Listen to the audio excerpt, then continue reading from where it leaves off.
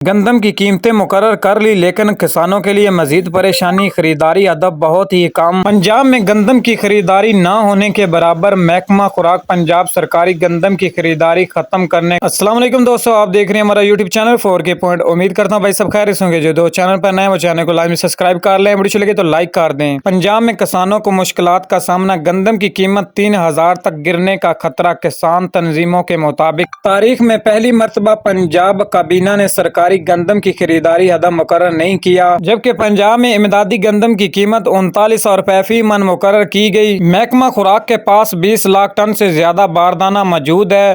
نمائشی طور پر 5 سے 7 لاکھ ٹن گندم خریدی جائے گی پنجاب میں۔ لو جی، اب حکومت نے خریداری کا بیڑا ہی غرق کر دیا، کیونکہ پہلے 20 لاکھ ٹن، پھر 15، اب 7-8 لاکھ ٹن ہی صرف گندم کی خریداری کی جائے گی پنجاب میں۔ باقی گندم کی خریداری اوپن مارکیٹ، فلور مل اور غلہ منڈیوں میں بھی فروخت ہوگی۔ محکمہ خوراک کی خریداری نے پنجاب کی گندم مارکیٹ کریش ہو سکتی ہے۔ کسان تنظیموں کے مطابق کابینہ نے کسانوں کو سرکاری باردانہ دینے کی حد صرف 6 ایکڑ مقرر کر دی۔ نئی دیسی گندم کی بات کریں تو سندھ مارکیٹ میں 9100 روپے یعنی 100 کلو کے حساب سے فروخت ہو رہی ہے، جبکہ امپورٹ گندم 8700 روپے تک 100 کلو کے حساب سے فروخت ہو رہی ہے۔ اور اگر بات کریں اس ٹائم پنجاب مارکیٹ کی تو 3400 سے لے کر 4000 روپے تک فی من فروخت ہو رہی ہے، جبکہ کل زیادہ کم ریٹ دیکھے گئے، 3200 روپے تک فی من نئی گندم کے ریٹ۔ پہلے کئی ویڈیو میں بتایا تھا کہ حکومت اس سیزن سال 2024 میں خریداری میں اتنی دلچسپی نہیں لے رہی، کیونکہ وافر ذخائر اور سٹاک موجود ہیں